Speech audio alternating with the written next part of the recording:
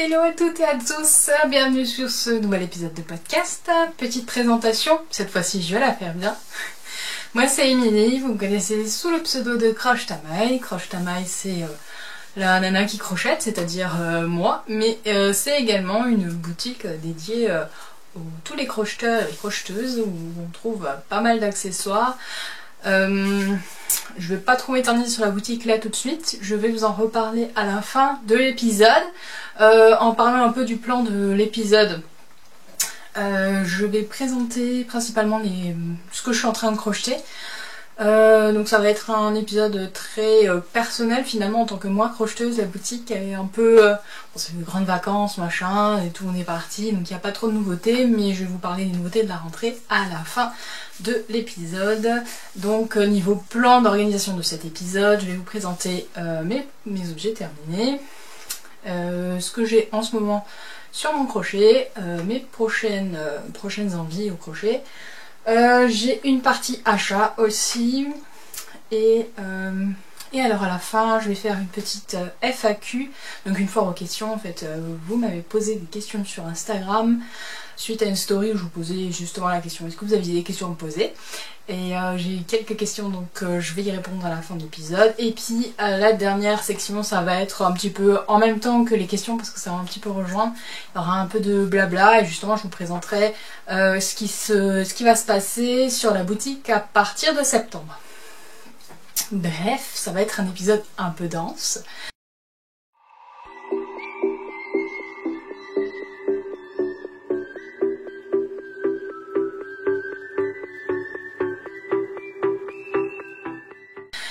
Surtout que ça fait un bon mois que nous ne nous sommes pas vus, pas entendus, enfin en tout cas vous, que vous m'ayez pas vu ou pas entendu. Moi c'est vrai que là, je peux que lire vos commentaires, malheureusement je vous vois pas. Qu'est-ce que je devais encore vous dire? Je crochette depuis presque 6 ans maintenant. Alors moi un peu ma particularité c'est qu'en fait je ne m'arrête pas que à des amigurumi, de la décoration ou des granny. Je crochette de tout, je vais dans tous les univers pour piocher ici et là, à l'international aussi. Donc je crochette aussi bien des vêtements que du zéro déchet, que amigurumi, granny, ça m'arrive aussi d'en faire, hein, je dis pas, amigurumi beaucoup d'ailleurs. Je peux crocheter des cadeaux de naissance, des couvertures, des paniers pour mes chats, des jouets pour mes chats aussi. Ils ont beaucoup de choses mes chats au crochet, hein. Ils aiment bien. Des housses de coussins j'ai déjà fait, des pots de fleurs énormément. Enfin voilà, moi je m'arrête pas à une seule discipline, pour moi le crochet est vraiment présent partout. Ah mais il y a aussi des mandalas, je faisais aussi ça à un moment. Voilà, je m'arrête vraiment pas à un domaine en me disant je fais du crochet pour faire des amigurumi. Non, moi je crochette tout ce que j'ai envie et tout ce que je vois, et bon, je suis... comment dire, je suis de ceux qui pensent que le crochet ne s'arrête pas seulement des amigurumi et des granny, même si c'est aussi sympa, mais qu'on peut vraiment tout faire et que finalement ça a sa place autant que le tricot aussi dans les vêtements par exemple. Et voilà, c'est pour ça que le crochet est vraiment présent partout, chez moi et dans mon décor aussi. Voilà pour un petit peu replacer mon univers. Si jamais vous êtes jamais venu par ici, que c'est la première fois que vous me voyez, je vous souhaite la bienvenue. N'hésitez pas à mettre des petits commentaires pour me dire comment est-ce que vous m'avez découverte, ça m'intéresse beaucoup de savoir un peu d'où vous venez. Si jamais vous êtes là depuis un peu plus longtemps et que vous avez aussi envie d'interagir, n'hésitez pas à me dire d'où vous venez, comment vous m'avez connu et ce que vous appréciez sur ma chaîne. Je crois que j'ai fait le tour, voilà, pour mon introduction. Alors, on va démarrer tout de suite avec les objets terminés et ils sont au nombre de 2.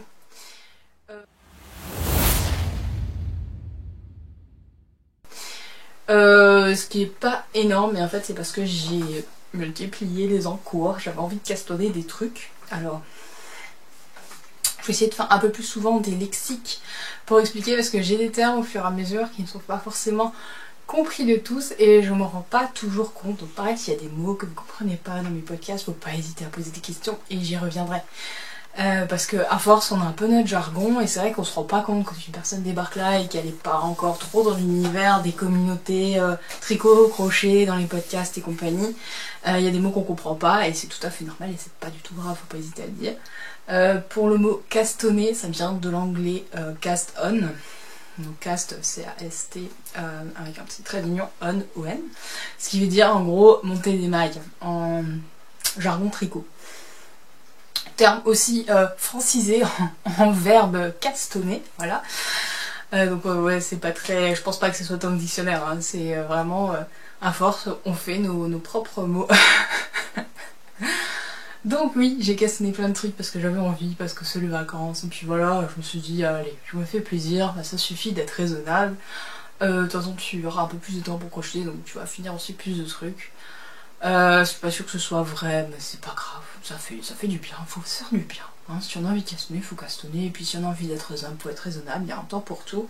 Moi, le temps n'était pas venu au monoprojet, de toute façon, ne le sera jamais, j'ai toujours été multi en cours, enfin toujours. Je crois que la première année où j'ai crocheté, j'avais un projet à la fois, et après, une fois que j'ai compris que je pouvais crocheter partout, j'ai multiplié en cours pour avoir un sac à projet avec mon petit truc à crocheter selon l'endroit où je me trouvais. Genre quand je me balade, genre que je suis en transport en commun, je vais avoir un truc assez rapide. Quand je suis en crocheté, ça veut dire un crocheté virtuel par exemple. Alors les crochetés, pareil pour le jargon, petite explication. C'est il y a les tricotés, il y a les crochetés. Et des fois on fait les deux, même si jamais ça s'appelle crocheter ou tricoter, il y en a qui tricotent quand il y a des crochetés, enfin peu importe. Le terme en fait c'est la contraction du mot tricot ou crochet et T, TH, E accent aigu, le thé qu'on boit en fait, hein, parce que c'est vrai que en règle générale, nous, crocheteurs ou tricoteurs, on aime le thé, on aime se faire du bien avec une boisson chaude dans un coin un peu cosy. Et on se retrouve derrière nos écrans avec nos micros et nos caméras, avec les copines, pour passer un bon moment où on discute et on crochette, où on tricote, où on fait de la broderie. Enfin, chacun fait ce qu'il veut en fait. On appelle ça crocheter ou tricoter, mais peu importe ce qu'on fait. L'idée c'est de se retrouver autour d'une passion commune et de papoter ensemble dans une bonne ambiance. Donc oui, donc je disais tout ça pour dire que j'ai des projets pour les crochetés qui sont à zéro cerveau parce que les crochetés, bah comme on papote et on rigole beaucoup, on peut pas trop compter les mailles. J'ai des projets pour les Netflix, pour regarder des séries ou des films avec mon mari qui sont généralement pas trop compliqués, mais ça me dérange pas de regarder des notes. Si jamais il y a il y a un rang à répéter et qu'au début il faut que je regarde les explications pour voir comment ça marche, c'est pas dérangeant. Et puis ça peut être volumineux parce que bah, je t'oublie, alors c'est pas grave, mon mari il a qu'à prendre moins de place dans le lit, hein, si jamais le crochet est plus important. Hein. Retenez ça. J'ai encore des projets, là j'ai envie de me casser un peu la tête de temps en temps, donc j'ai des trucs un peu plus techniques. J'en ai un peu moins ces temps-ci. Mais enfin, en gros, j'ai envie d'apprendre des fois des trucs et j'ai envie d'être... souvent, je suis derrière mon ordinateur avec des vidéos YouTube ou quoi pour essayer d'apprendre des nouveaux points où je suis en train de feuilleter. Là, j'ai des tas de... j'ai des tas de bibles de points en crochet et là... mes projets en fait dédiés à ce que j'ai envie de me casser la tête ont été remplacés au fur et à mesure par des designs à moi, puisque bah, c'est un peu du cassage de tête aussi. Donc c'est vrai que ça j'en ai beaucoup moins et ça en manque un peu, mais bon, on va y remédier un jour ou l'autre. Et donc je disais tout ça pour dire que je suis multi en cours, voilà. Donc oui, passons à mes objets terminés. Alors le premier dont je vais vous parler, c'est ce top qui est le top Low Tide. Alors Low Tide en anglais, donc Low Tide, c'est en deux mots, ça veut dire marée basse. C'est un modèle qui était dans le livre, entre guillemets, magazine. J'ai pas trop dire magazine parce que pour moi c'est un trop bel objet pour être simplement un magazine, mais bon, comme c'est une périodicité, c'est plutôt considéré comme un magazine. C'est dans Mourit, c'est le numéro 2, donc c'était un... Mourit, c'est une revue, magazine, livre, rayé la mention inutile, qui vient d'Écosse, qui a été créée pour le crochet entre guillemets de luxe, c'est-à-dire le crochet noble, c'est-à-dire notamment les vêtements qui doivent être inclusifs, qui sont bien travaillés, qui sont modernes, et qui sont faits pour démolir un peu les préjugés du crochet vieux. Alors je m'entends hein, dans le crochet vieux, c'est parce que on a un petit peu la... Il y a encore un peu le mouvement qui dit oui le crochet c'est des plomb machin, c'est pour les mamies, tout ça, et en fait c'est en train de changer mais radicalement.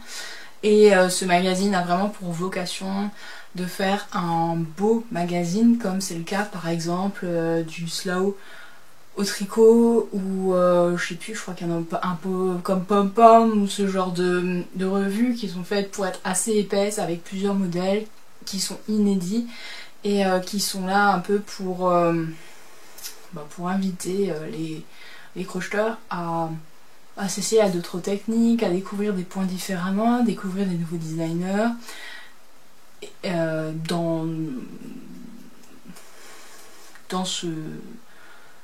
en fait, pour Mourit, c'est dans un thème donné. Alors le thème du numéro 2, c'était l'Écosse, les plages, donc plages écossaises, hein, pas plages du sud, avec beaucoup de modèles qui sont inspirés par les vagues, par le vent, le sable, pas toujours fin, tout ça, et donc voilà pourquoi celui-là il s'appelle Love Tide. Alors pour vous montrer, voilà, en fait c'est ça. Donc je vous en parle parce qu'en fait je le vends aussi en boutique. J'ai dit que je parlais pas trop de la boutique, mais bon voilà, c'est mon projet perso, même si jamais j'avais pas eu ce magazine en boutique, je l'achetais déjà avant la boutique et je crochetais déjà des trucs dedans avant. Et donc voilà, donc c'est un bel objet, il est assez épais, c'est vraiment plus un livre que pour moi qu'un magazine. Il est encore en boutique si jamais il vous intéresse, accessoirement il m'en reste quelques-uns.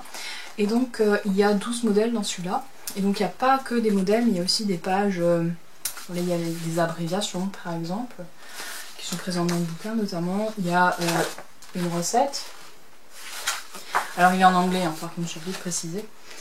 Il y a beaucoup de belles images avec des jolis paysages en Écosse, of course. Et voilà, donc il y a un peu de blabla, il y a des présentations d'éleveurs, il y a beaucoup de choses. Blabla, c'est pas péjoratif du tout hein, pour moi. Et bon voilà, moi c'est un magazine que j'aime vraiment beaucoup, c'est mon coup de cœur, je trouve que c'est ce qui me manquait un petit peu, c'est dommage qu'on n'en ait pas un en France comme ça. Mais vu le travail que ça représente, forcément il faut que ça vienne d'abord de manière internationale avant de se propager par pays, parce que c'est un boulot de dingue, et là ils peuvent... il y a des tas de pays différents, enfin de designers de pays différents qui se mettent ensemble dans un numéro de magazine. Donc c'est pour ça qu'il y a tellement de diversité aussi dans les modèles, dans l'appréhension des points, mais rassemblés toujours dans un thème commun. Donc celui-là, c'est sur le thème des plages d'Écosse. Je vous parlerai du numéro 3 qui arrive dans la rubrique blabla en fin d'épisode. Et donc pour ma part, j'ai crocheté, quand même que je vous montre. Est-ce que je le retrouve? Voilà, moi j'ai crocheté celui-ci. Donc voilà, dans le modèle il est présenté en rose. Moi j'ai pris le fil de Squirrel Yarns que j'avais en stock. J'avais 2 écheveaux, il m'a suffi de 2 écheveaux pour le faire. C'est sa base Casualite qui est BFL et soie. Donc on est sur quelque chose de... En fait le BFL est un petit peu, comme dirait un peu rêche au début, il s'assouplit au lavage, mais avec la soie, ça fait vraiment une... comment dire, ça fait un mariage entre les 2 compositions de fil qui marche vraiment très bien pour un top d'été parce qu'il est très léger. Et sa Casualite, comme l'indique son nom, c'est une light, donc ça veut dire que c'est plus épais que de la lace, mais plus fin que la fingering. Donc je l'ai crocheté en 2,5. Alors sa particularité, c'est ce joli motif de dentelle avec des naupes appelées aussi bubble au crochet. Voilà, et donc là qui fait tout l'encolure. Donc il est crocheté en rond d'un seul, sans couture. Par contre on fait des allers-retours, c'est pour avoir les bubbles dans les bons sens, parce que les bubbles il faut les faire sur l'envers, il faut les voir apparaître sur l'endroit. Il était normalement beaucoup plus court. Moi je l'ai rallongé de au moins presque 10 cm. Et moi j'ai rallongé également en plus le dos, parce que comme elle le portait crop sur le modèle, le truc c'est que quand on le fait crop, c'est pas grave d'avoir le dos qui remonte, parce qu'en fait il faut plus de matière pour faire le dos que le devant. C'est une règle générale hein, dans tout patron de top, pull, etc. Il faut toujours un panneau qui soit plus long à l'arrière, parce que comment dire, notre corps a besoin de plus de tissu à l'arrière, sinon on a un top qui remonte comme ça. Voilà. Donc voilà, donc moi j'ai un lingerie, comme dit, quand on le porte crop c'est pas grave. Par contre quand on le porte plus long, c'est le genre de truc où on a vite les fesses à l'air et ça j'aime pas, donc moi je l'ai rallongé. Donc j'ai dû décaler un peu les côtes, donc j'ai fait quelques modifications pour que ça reste esthétique. Et malgré le fait que je l'ai rallongé de 10 bons centimètres, il est encore un peu court, j'aurais pu le rallonger encore un petit peu plus. Mais c'est pas très grave parce que je peux le porter, alors que je me pousse un peu. Je peux le porter sur ma jupe ou au-dessus d'une robe, du coup ça va très bien. Je pense qu'il pourrait mériter encore un petit coup de blocage parce que moi je bloque mes projets en 2 fois, voire plus des fois. Hein. Pour la simple et bonne raison, parce que là j'ai fait un essayage et avec le blocage la laine s'étend, se rétracte, ça dépend de la composition de la laine. Comme c'était un fil que je connaissais pas trop, dans une épaisseur que je connaissais pas, je savais pas trop, enfin je voyais dans mon échantillon comment est-ce qu'il allait réagir, mais je voulais quand même voir sur l'ensemble du pull si jamais il allait m'aller, donc je pouvais passer la tête et tout, comme on commence par l'encolure. Et ça m'a permis voilà, de faire le point si jamais ça convenait, si le motif était assez bas, enfin voilà, tout ça. Et donc je l'ai bloqué une première fois à ce niveau-là, donc quand j'ai eu fini le détail de la dentelle, et je l'ai bloqué encore à la fin, mais du coup je suis pas revenue sur la dentelle. Et je pense que je pourrais faire un blocage de tout encore une fois, et qu'il pourrait bien gagner encore un tout petit peu, vraiment pas de beaucoup, hein, ça va pas changer radicalement. La laine est quand même à mémoire de forme, donc ça veut dire que vous aurez beau bloquer comme vous voulez, à un moment donné elle a déjà pris la forme qu'elle devait, et la composition du fil ne permettra pas non plus, enfin ça reste assez élastique. Les mailles, donc elles vont, vous aurez beau bloquer et gagner 10 cm au blocage, une fois que vous allez enlever les peignes ou les épingles, il va reprendre sa forme et sa place initiale. Donc moi je veux juste gagner, c'est parce que j'ai peut-être un endroit où à un moment donné il n'a pas été bloqué et il y a besoin d'harmoniser un peu les mailles, et je pense que je vais gagner un tout petit peu, mais ça va pas changer radicalement de ça non plus.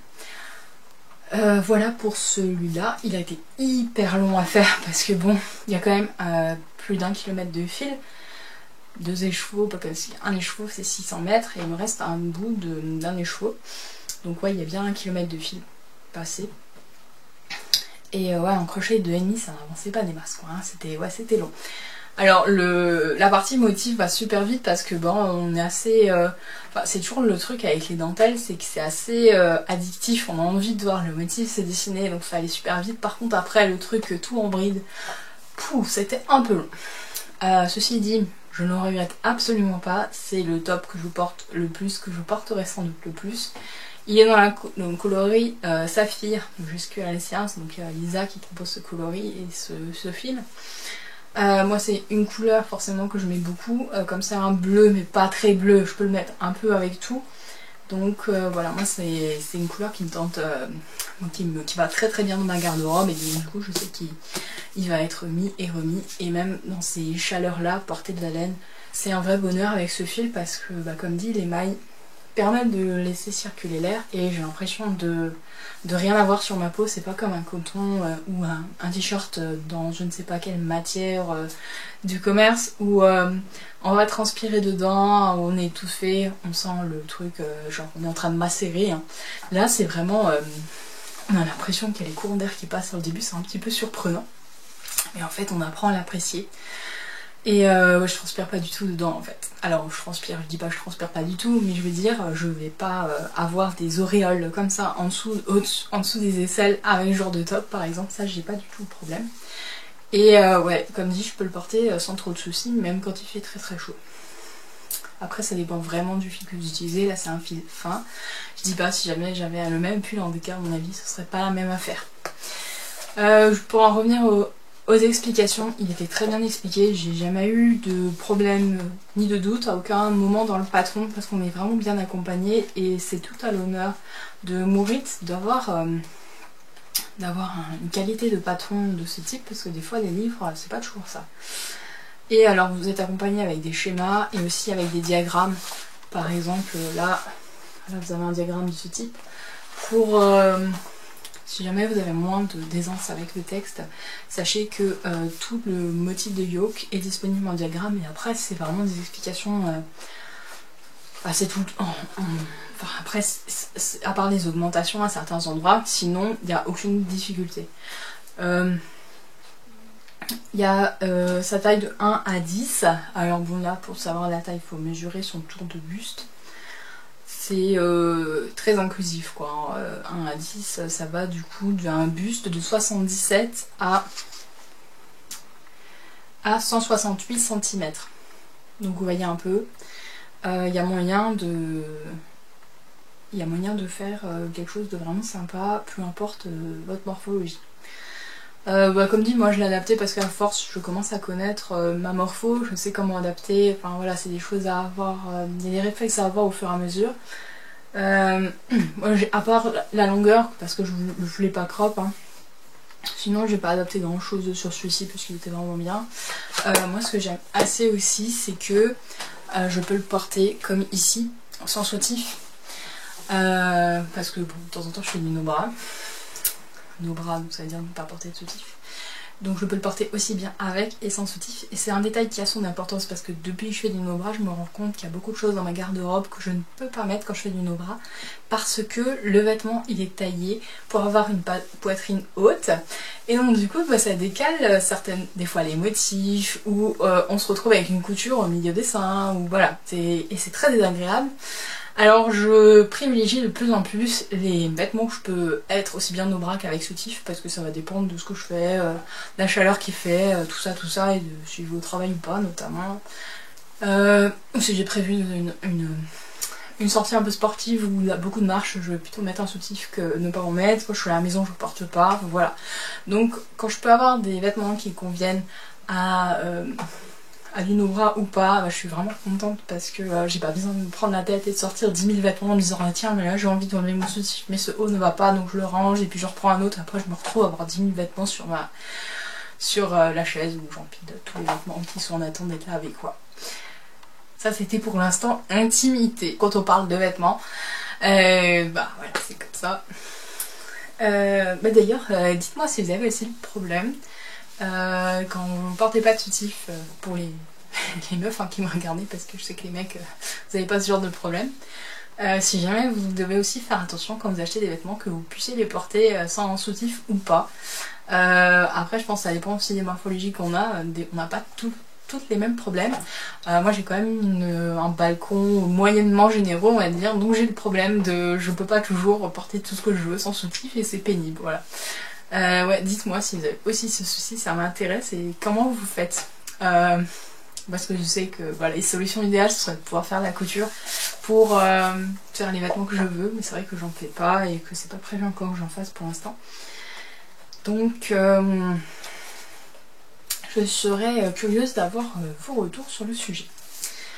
J'en ai fini avec mon rite, encore une dernière précision, il est aussi disponible en téléchargement, donc quand vous prenez le livre au dos, il y a un code, et le code est à taper sur le site de Mourit et vous permet de télécharger le livre en entier en une version numérique ou de l'avoir dans sa bibliothèque Ravelry. Et chaque modèle a un QR code aussi qui permet d'avoir des informations, et ça c'est vraiment top aussi. Voilà, j'en ai fini définitivement pour ce Mourit issu 2. Je vous parle du 3 tout à l'heure. Alors, autre objet terminé, c'était un encours du dernier épisode. J'ai terminé mes petits chaussons renards. Les voici, donc il y en avait un terminé, je crois, la dernière fois. Maintenant j'ai fini les deux. Voilà mes petits chaussons renards. Ils sont trop choutis. Alors je parlais du fait que moi je retrouvais pas trop le renard dedans et que ça me paraissait plutôt à des petits oursons. On m'a dit que la couleur aidait quand même à reconnaître que c'était des renards et que ça ressemblait plutôt à des renards qu'à des oursons comme ils étaient orange. Donc je suis assez fière du résultat. Je suis assez contente de moi et du petit cadeau que ça pourrait être dans le futur. Le modèle, je ne veux pas trop en parler parce que j'en ai déjà beaucoup parlé dans les précédents épisodes, parce que je crois que ça fait déjà 2 épisodes que je le traîne en cours, ou au moins en envie, peut-être le premier. Donc le livre dont il est tiré, c'est Chaussons au crochet. Donc c'est 20 modèles à décliner de 4 ans aux tailles adultes. Effectivement, il y a possibilité de décliner toutes les tailles qu'on veut quasiment. Bon, juste moi, j'ai un petit peu triché, c'est que ça, c'est plutôt une taille 2 ans. Parce que ça commence à 4 ans, du coup, j'ai fait une taille 4 ans. Mais donc j'ai fait la plus petite taille du livre, mais j'ai pris une épaisseur de fil de beaucoup plus petite, parce que eux, ils font quasiment tous les chaussons avec de la DK. Moi j'ai utilisé un fil fingering pour que ce soit plus fin, donc avec un crochet plus petit aussi, parce que je suis avec un crochet 4, moi je suis passée à du 2,5 avec une fingering. Et du coup ça va très très bien, et je pense que ça fera peut-être un futur heureux. Il n'y a pas de... Je sais pas à qui l'offrir en fait, mais c'est que de temps en temps il y a des modèles qui me plaisent et je garde en stock des cadeaux pour des futures naissances. Donc en voilà un qui est prêt pour le prochain bébé à venir. Donc ouais, dans ce livre en fait vous choisissez votre taille de semelle et après bah, vous avez des explications pour faire le tour. Vous pouvez choisir 3 sortes de chaussons différents. Moi je suis sur un mode chausson quoi. Vous pouvez faire aussi des mules comme ceux-là. Ouais, ceux-là sans son. Ou vous pouvez faire des petites bottines aussi comme celui-ci ou celui-ci. Ou celui-ci. Donc voilà, moi j'ai fait en mode chausson. Franchement c'est très bien expliqué, il y a des diagrammes pour les petits passages un peu plus compliqués, même, je crois qu'il y en a partout d'ailleurs. Et les explications sont aussi en format texte en fonction de ce que vous préférez. Moi j'aime bien avoir les deux parce que je lis d'abord le texte et si jamais je sais pas où cliquer, je regarde les diagrammes.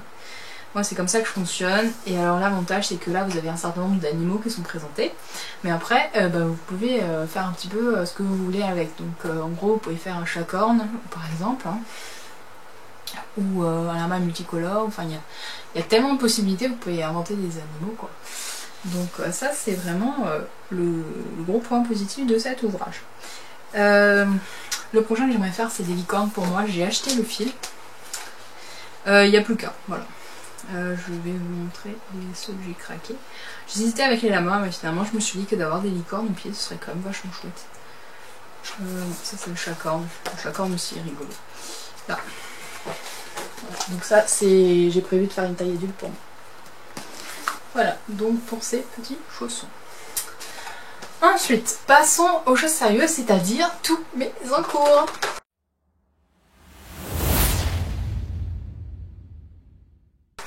Alors, premier encours, qui était déjà un encours dans le dernier épisode, c'est le Gemma Romper qui est un modèle de barboteuse au crochet de mon petit violon. Moi je le fais avec un fil que j'avais dans mon stage, que j'avais pris exprès pour faire de la layette, et d'ailleurs il sert très très bien. C'est ce fil là, c'est Meg Multico, que j'avais trouvé chez Mondial Tissu, un gros paquet de 10 pelotes, donc j'en ai profité. Et donc j'ai très bien avancé. J'ai assemblé, parce qu'en fait c'est la construction est vraiment très intéressante, je pensais pas du tout qu'on ferait comme ça. C'est que en fait vous faites d'abord un panneau puis l'autre et après vous assemblez, et puis c'est là où j'en suis quoi. Donc pour l'instant j'en suis là. Alors il y a pas mal de fils qui dépassent. Donc là c'est les petites bretelles. Bon, vous avez la tête d'Enzo, c'est cadeau. Voilà, c'est comme ça. Voilà, donc avec les petits bretelles, le point je l'ai un peu modifié parce que je voulais quelque chose d'un peu plus pouf pouf, c'est-à-dire un peu plus rond, un peu plus moelleux, voilà, genre un gros point vraiment. Voilà, la nana qui était pas fan des nôtres, maintenant elle en met partout quoi, elle faut pas chercher. Je suis désolée pour la tête d'Enzo, mais je sais pas, il est vénère parce que je me suis approchée de lui pour vous le montrer, et en fait là c'est sa place quoi, en dessous il y a un plaid, c'est là où il dort, donc en fait il est en train de me montrer qu'il est pas très content. Donc il a un peu sa tête de je suis vénère, vous me saoulez quoi. Donc, pas très sympathique notre Enzo, tu pourrais faire des efforts dans la caméra. Voilà, donc j'ai assemblé les panneaux et là on est en train de créer une augmentation au milieu. Je pense que ça va être pour faire la jambière. Ce fil, bon bah voilà, ça me passe, hein, c'est de l'acrylique. Pour de l'acrylique, je le trouve assez qualitatif. J'ai déjà vu beaucoup pire. Il est un peu crispant, mais crispant, ça veut dire que on sent que c'est du plastique quand on touche, quoi. Après, pour faire de l'alliette, c'est très bien, ça suffit largement. Mais il reste quand même assez doux, je trouve, pour un acrylique. Enfin, moi, j'en suis assez contente.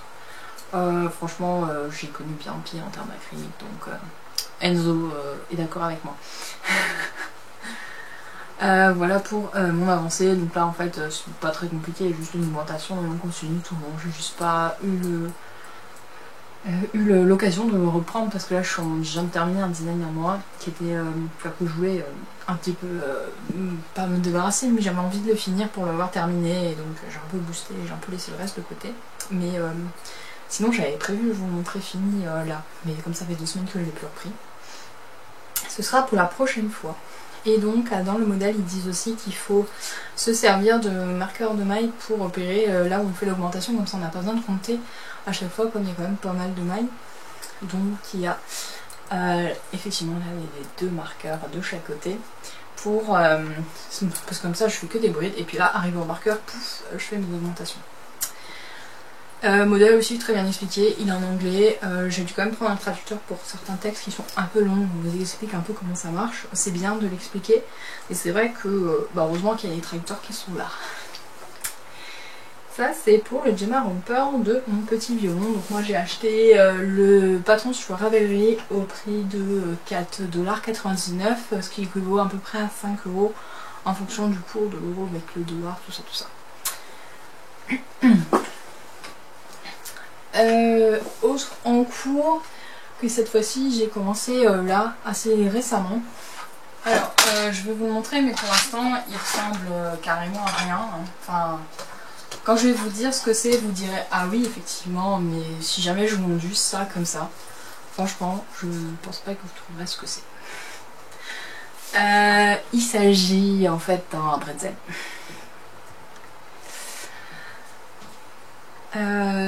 J'avais craqué pour la dinette de l'Alu sur le thème de chez l'Alsacien, avec des spécialités culinaires d'Alsace, parce que étant alsacienne, forcément il me fallait une dinette d'Alsace.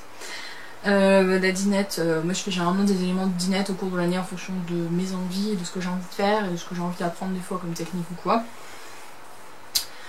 Et je les offre quand j'en ai l'occasion.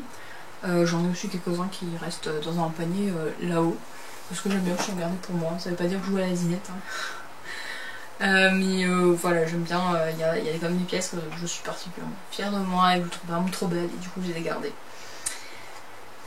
Pour le bretzel, donc voilà, c'est une suite, c'est pas très compliqué au final, on fait un gros boudin et il faut monter à certains endroits pour créer la forme de bretzel, donc il faut l'imaginer comme ça.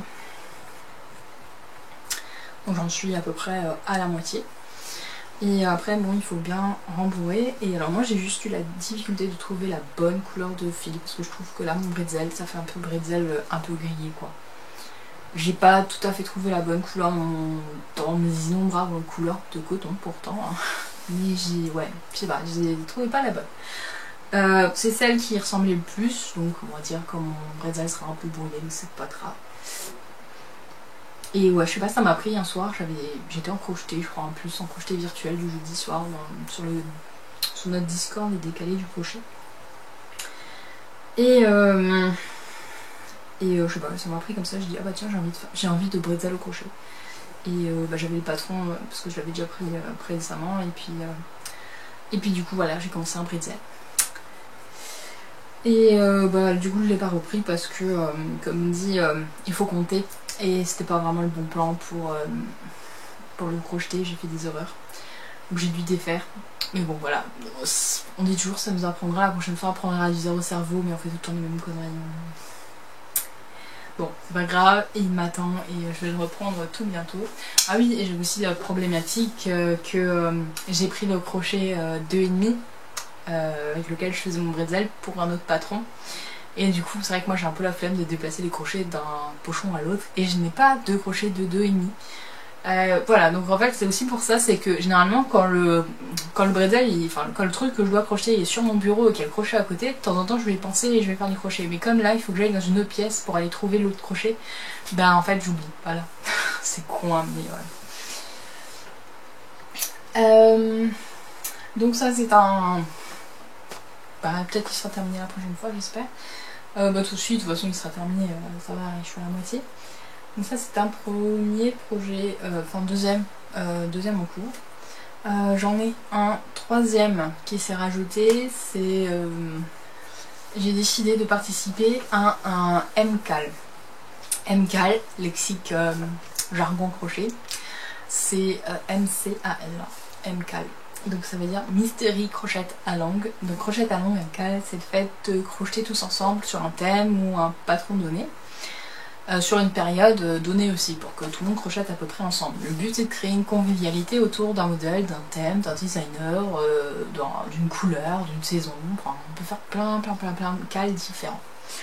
Un mystérical, ça reprend un peu le même concept, sauf que généralement c'est un designer qui va concevoir un patron pour cette occasion qui est inédit et il va vous donner des bouts de patron à chaque période qu'il a décidé. Donc là, genre, c'est tous les vendredis, on reçoit un bout de patron. Ce qui veut dire que vous savez ce que vous allez crocheter. Bah là, par exemple, c'est un châle. Vous savez à peu près quelle forme il va avoir, si le designer a décidé de vous le dire, des fois pas. Par contre, vous ne savez pas à quoi ça va ressembler au final, quelle dimension ça va avoir. Enfin voilà, il y a des choses comme ça que vous ne savez pas. Là, en l'occurrence, on sait qu'on a besoin de 4 couleurs. Non, il en a besoin... Enfin, elle le propose avec deux ingrédients, il peut être... Enfin, c'est deux pelotes de chippies, c'est la Whirl et la Whirlette. Elle a proposé des kits, moi j'en ai pas pris parce que je voulais en profiter pour prendre des laines de moustache et j'avais les laines qui étaient idéales pour le thème du cal. Le thème c'est sur la plage. Et bah... étant collectionneuse de pelotes bleues, des chevaux bleus là pour l'occasion, j'avais tout ce qu'il fallait, donc j'ai créé mon propre combo et j'avais franchement une pelote idéale qui fait trop penser à la plage. C'est celui-ci, c'est du bleu avec du marron avec un petit peu de violet par endroit. Là on ne voit pas trop, ouais il est un peu caché. Et j'avais aussi ce bleu avec des nuances aussi marron dedans. Et j'avais ce bleu là, et j'en ai un qui est un tout petit peu clair. Donc tout ça, c'est des... Moi j'ai pris 4 couleurs finalement, enfin 4. Vous allez voir, j'en ai pris 2 différents, mais comme ils se ressemblent assez, il y a une petite démarcation entre les deux, mais c'est pas très grave. Je me suis dit que ça passerait très bien. Voilà, donc j'ai ces 4 là. Donc ouais, ça va être assez grand. Parce qu'au final il y avait besoin de 1000 mètres je crois de fil, donc là je suis à 1200 au total. Non il fallait plus de 1000. Ah je sais plus maintenant combien il fallait, bref j'en ai largement plus que ce qu'il va en falloir. C'était ce qu'il fallait retenir. Et donc on en est au 3e indice. Le 4e été publié hier, mais je ne l'ai pas encore fait, non pas hier, on est dimanche, donc vendredi, donc il y a 2 jours. Je ne m'y suis pas encore attelée parce que, comme dit, j'étais toujours sur mon design que je voulais terminer, qui est actuellement au blocage pour finition. Donc là je vais pouvoir enfin le reprendre. Donc on a un truc comme ça, donc on a commencé avec ça, là, après on a fait cette partie là, et puis j'ai terminé par la 3e couleur que je viens d'intégrer. Donc moi je change de temps en temps de couleur, contrairement au modèle où je crois qu'elle change qu'à partir de celle-là. Bon, c'est un choix, et donc du coup ouais, moi celui-là c'est vraiment mon préféré. Je trouve qu'il va vraiment bien. Donc on s'amuse avec un peu de dentelle, des coquilles, voilà, donc ça rappelle vraiment la plage. Et donc voilà, donc on sait déjà que ce sera un châle semi-circulaire, j'imagine. Ouais. J'ai appris à faire des naupes japonaises que je ne connaissais pas. Alors les naupes japonaises, c'est ces petits trucs là. Et j'aime beaucoup le résultat en fait, hein. Vraiment je suis fan. Je suis un peu moins fan de cette grande dentelle. Moi je suis pas très arceau en termes de dentelle, genre enfin, mais je suis contente de le découvrir d'une autre façon parce que pour moi c'est vraiment ce que j'ai de véhiculer par rapport à des modèles que j'apprécie un peu moins, on va dire. Ça me rappelle peut-être le premier vêtement que j'ai fait au crochet, et maintenant je le regarde, je me dis mais purée, c'est vrai que ça me ressemble pas du tout.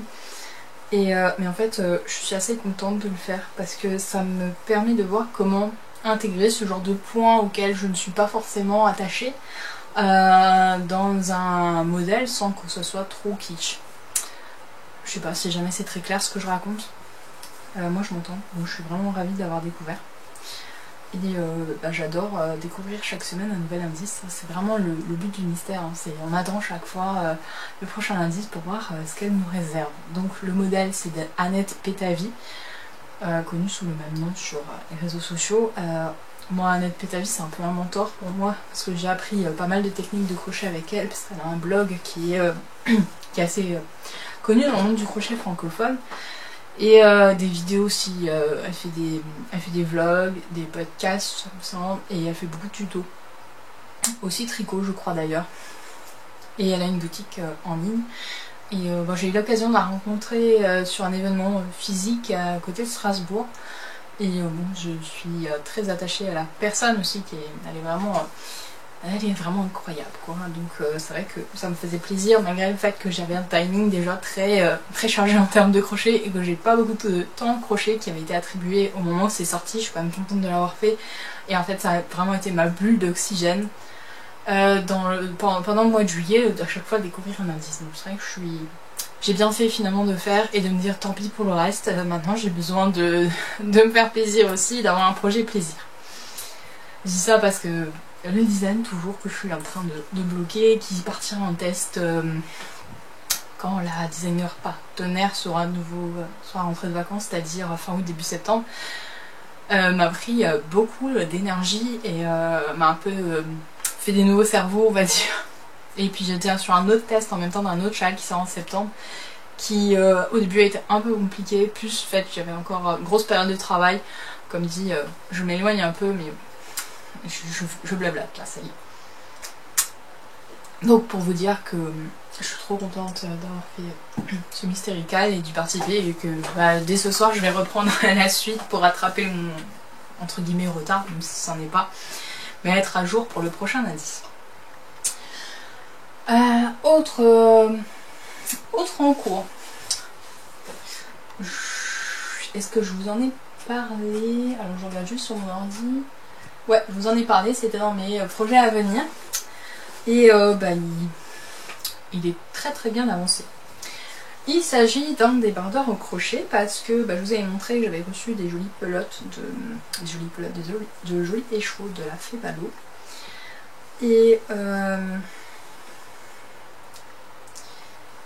Et donc j'ai entamé le Sundial Tank, j'ai fini le panneau avant qui représente à peu près 70% du modèle.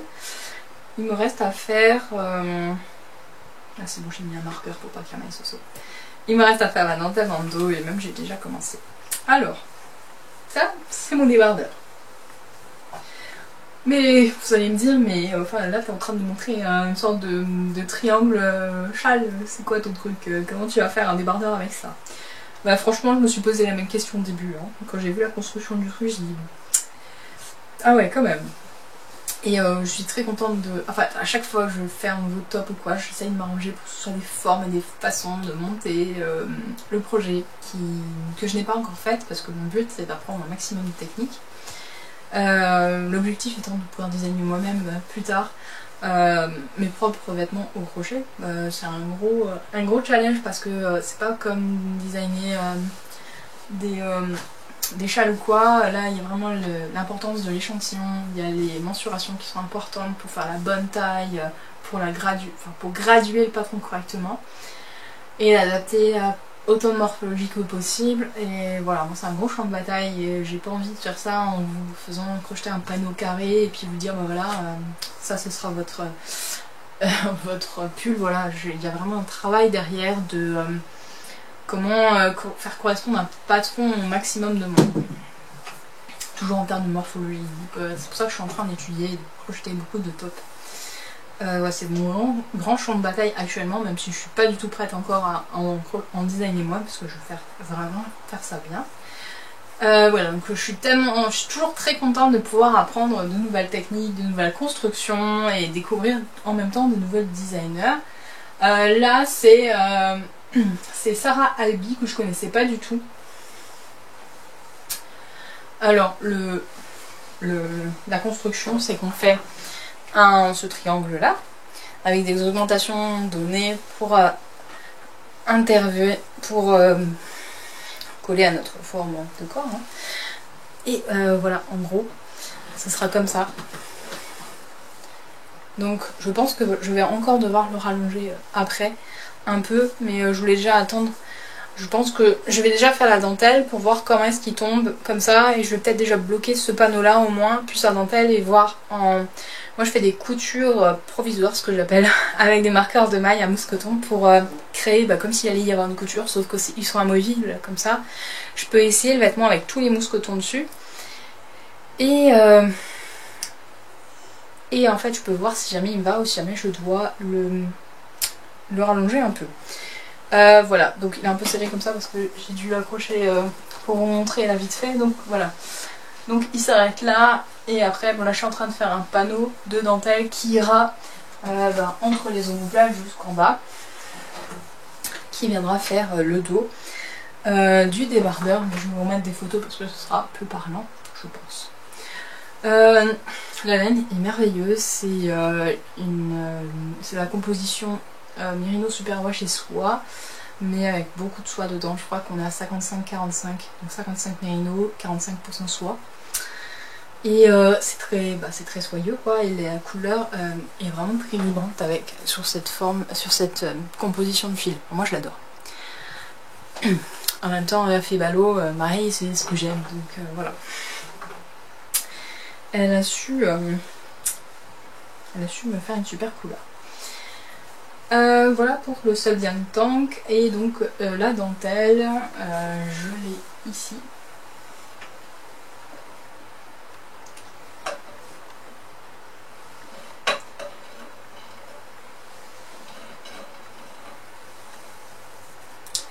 Ça c'est mon panneau dentelle, donc il sera comme ça dans le dos. Voilà, donc j'en suis là. J'ai encore un peu de travail sur la dentelle, et pour la dentelle j'utilise un fil de Squirrel Yarn, c'est un reste de mon châle de mariée. Châle de mariée, donc la couleur je crois que c'était chamallow de mémoire. Je suis pas totalement sûre, j'ai plus l'étiquette pour vous dire. Et donc c'est aussi un design en 2,5, mais il avance plus vite parce que c'est la fingering, et donc j'en suis... là j'ai utilisé un écheveau plus encore à peu près un tiers de l'autre, donc il me reste ça. Donc j'ai encore largement de quoi le rallonger si jamais, et donc après il me reste encore à faire les bretelles. Donc assez bien avancé, je pense que aussi la prochaine fois je peux vous montrer terminé.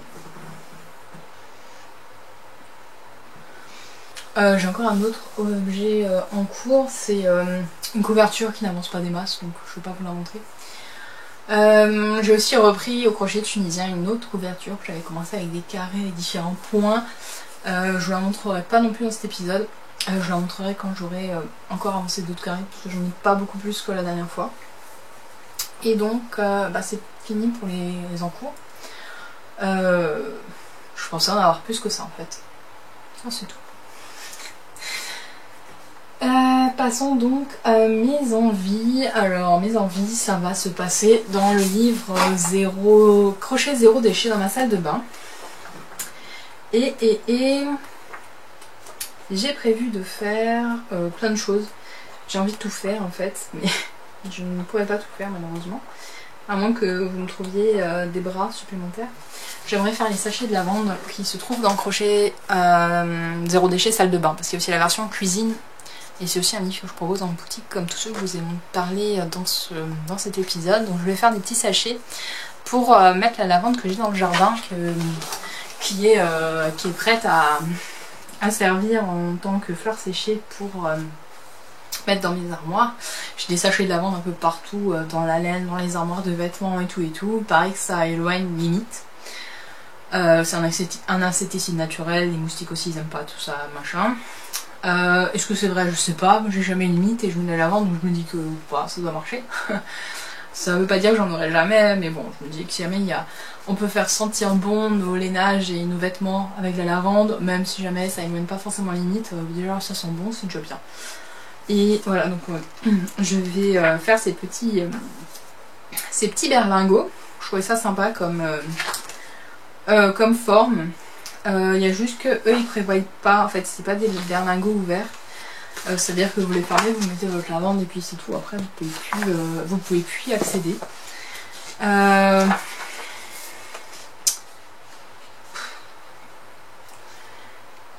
Je sais pas si jamais je vais faire ça ou si jamais je vais modifier la fin et peut-être faire une fermeture.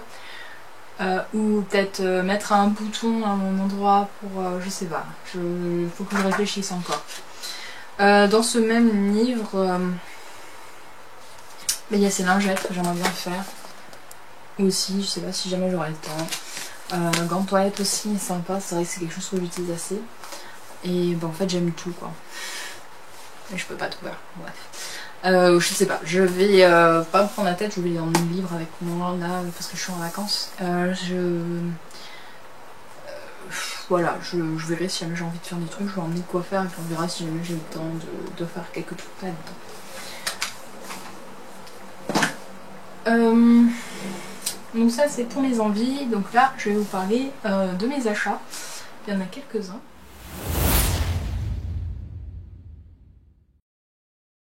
Alors la fée Ballot a fait un déstockage parce qu'elle déménage et donc du coup elle ne voulait pas déménager toutes ses laines ou le moins possible et donc du coup elle a fait un déstockage et du coup j'avais dit non je craquerai pas, j'ai tellement bien détaché cette année. En plus j'avais déjà acheté à Exceptionnel plein de laine et j'ai pas encore tout crocheté donc j'ai dit tant que j'ai pas crocheté ce que j'ai acheté à Exceptionnel j'attends avant d'acheter de la laine. Ouais mais bon voilà, déstockage, petit prix, machin truc, et puis voilà j'ai craqué. D'abord j'ai été voir une fois, deux fois, trois fois, j'ai dit bon j'ai pas eu de coup de cœur machin, puis après j'ai quand même vu, enfin si j'avais eu deux coups de cœur mais j'arrivais pas à choisir entre les deux donc je me suis dit c'est que c'est pas le moment. Et puis j'y suis revenue genre quelques semaines après et je m'étais dit bon on verra, de toute façon ils vont sans doute partir et puis si jamais ils partent c'est que c'était pas pour moi et les deux quittent. Et après je me suis dit s'il y en a un des deux qui part, c'est que l'autre est pour moi. Et en fait, ouais, j'hésitais entre deux kits où il y avait à chaque fois 3 échos. Et bon, déjà j'ai celui-là. Donc déjà c'est notre cracker que j'avais craqué dessus, hein, notre cracker on craque. Qui était une collaboration avec Mélanie du Filler Tord et j'avais complètement craqué sur le coloris et donc là je lui ai pris un écho et donc pour le reste oui elle vendait plein de kits qu'elle avait préconçus avec 3 couleurs à chaque fois donc c'était 3 échos de 3 couleurs et donc ouais donc j'avais les deux en coup de cœur et en fait personne n'a choisi aucun des deux. Il y en a plein d'autres qui sont partis qui étaient aussi très très beaux mais les deux là ils sont restés. Et donc quand je suis revenue dessus et que j'ai dit à Marie, j'ai dit bon voilà j'hésite entre deux kits mais je sais pas lequel choisir et puis tout d'un coup je me suis dit mais en fait les deux kits ensemble ils vont super bien et ça fait très longtemps que j'ai envie de me faire un pull en fade. Alors un fade, toujours l'instant jargon, explication du jargon crochet tricot. Un fade c'est un fondu en fait, ça veut dire que on va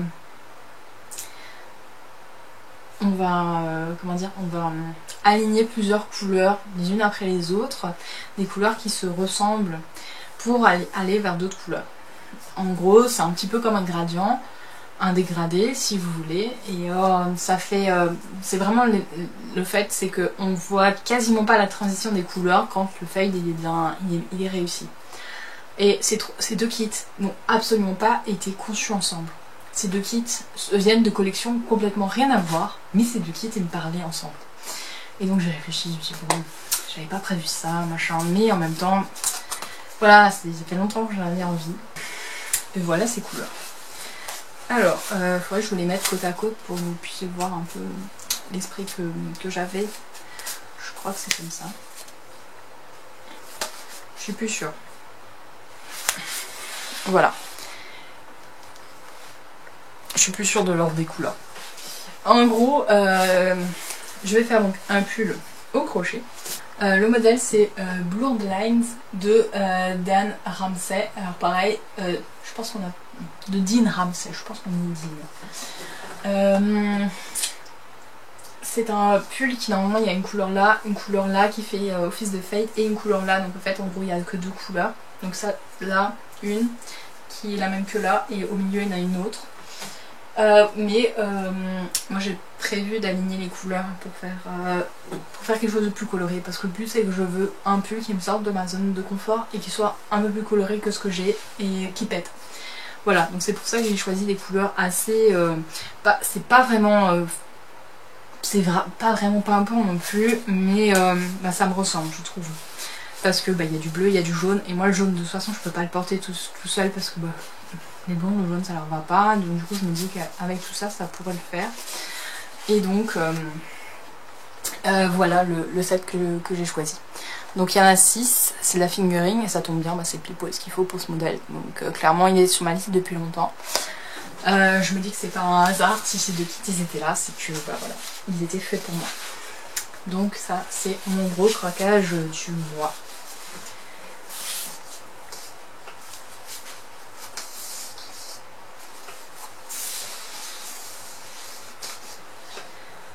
Mais en même temps c'était mon anniversaire, donc c'est un peu mon auto-cadeau d'anniversaire. Donc je me dis que c'est pareil, il n'y avait pas de coïncidence, c'est que c'était là, c'était pour moi.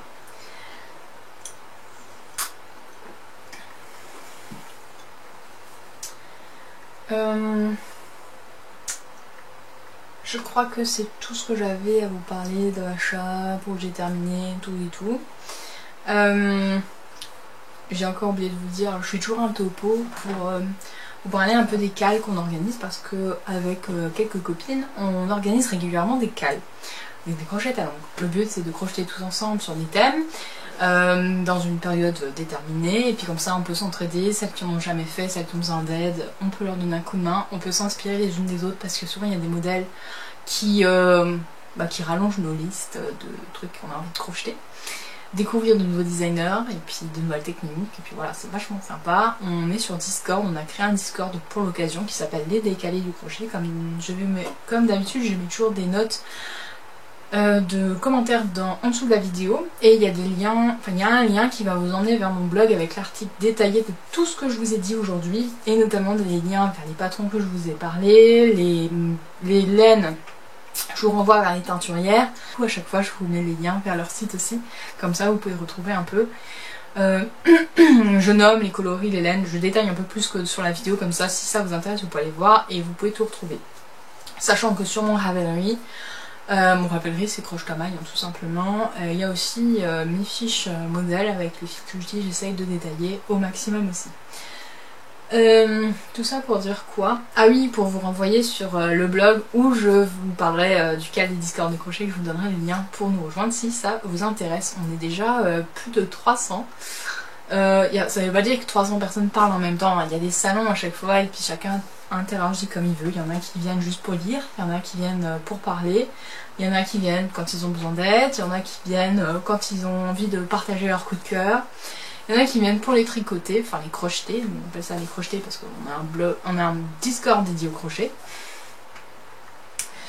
Et chacun vient un peu à sa guise, il n'y a pas de machin, elle n'a pas parlé depuis tant de temps et tout, il n'y a aucun jugement, on est là, on est présent pour ceux qui le souhaitent, on peut poser des questions, tout ça, voilà. Donc c'est vraiment bon enfant et bienveillant, le but c'est vraiment d'être solidaire et de s'entraider et de partager notre passion du crochet. Et voilà, donc comme dit, c'est libre à vous de venir nous rejoindre. Et pour les crochetés virtuels, c'est le jeudi soir à 21 h.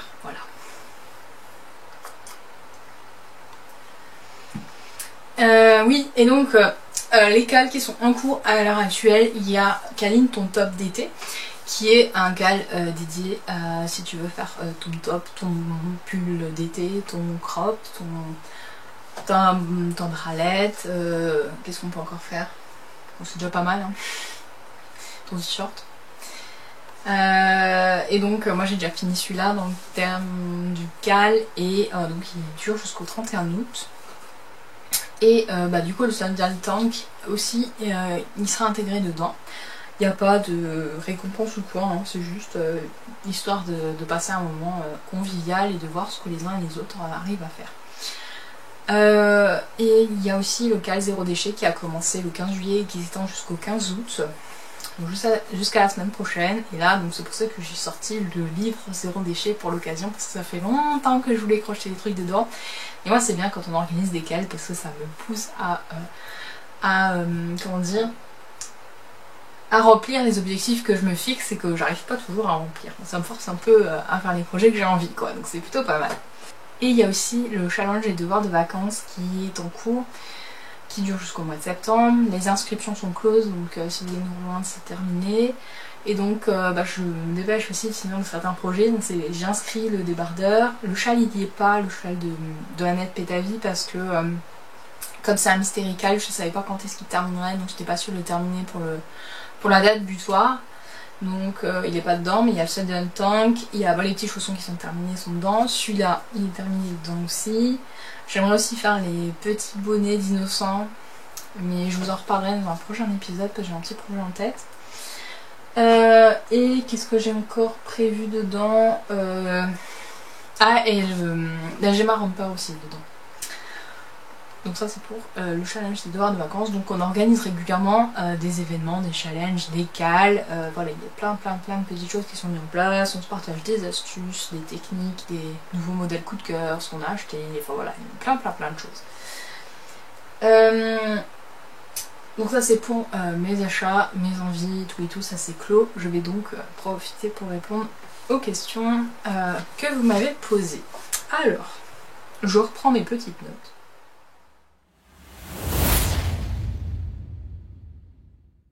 Alors, c'est Delph75 qui me demande, parce que j'ai fait des stories où j'ai parlé d'un carton qui venait d'arriver.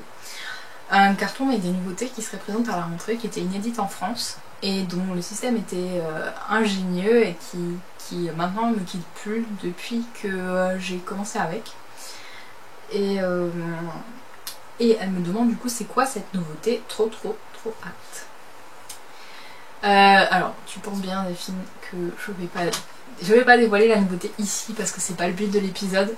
Je ferai un épisode Shop Actu fin août où je parlerai de toutes les nouveautés qui seront disponibles dans la mise à jour à venir, c'est-à-dire le 1er septembre à partir de 18 h. Dans cette mise à jour, il y aura pas mal de nouveautés, des choses que j'ai jamais proposées jusqu'à présent, que j'ai décidé d'intégrer dans la boutique. Donc j'en ai profité de la période un peu creuse de l'été. Parce que bon, pour nous, petite boutique en ligne, mercerie et compagnie, enfin mercerie je sais pas, mais en tout cas pour moi, l'été est quand même une période assez creuse où il n'y a pas beaucoup de commandes, on s'ennuie un peu, enfin on s'ennuie, je m'ennuie pas, hein, clairement je m'ennuie jamais. Et j'ai profité de ce laps, de cette vague creuse, au lieu de m'enfoncer et me dire j'en ai marre, pourquoi je fais ça, j'en peux plus, ou même pas, machin. Moi j'en ai profité pour me remettre un peu en question dans un sens sans trop me tourmenter non plus, mais me demandant qu'est-ce que je pourrais faire pour continuer de propager le crochet dans le monde. C'est un peu mon idéal à travers ma boutique. Et quel objet pourrait vous aider dans votre quotidien de crocheteur passionné. Et qu'est-ce que moi j'ai envie aussi de trouver. Parce que j'en profite à chaque fois pour acheter des trucs pour moi. Hein. Faut pas croire, mais Croche ta maille c'est d'abord un projet un peu égoïste. Et donc voilà, j'ai testé plein de trucs cet été, j'en ai profité, je les ai éprouvés, tout ça pour voir si je proposais ou pas. Il y a des choses que je décide pas de proposer, d'autres choses que je vais intégrer. Et donc dans cette mise à jour, effectivement, j'ai donc parlé d'un truc tout nouveau. Alors, je ne vais pas me dire ce que c'est, je vais te donner par contre, enfin vous donner à tous, quelques indices.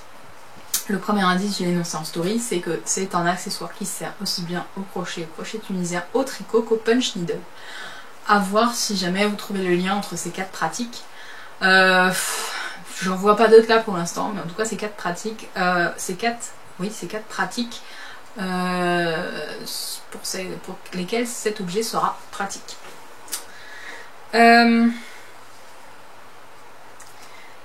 Et donc un autre, allez, je vous donne encore un autre indice.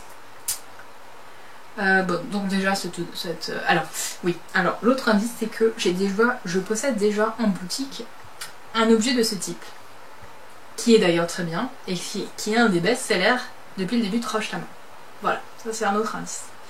Et allez, un troisième, parce que je suis clémente aujourd'hui et j'ai envie de vous aider à trouver ce que c'est.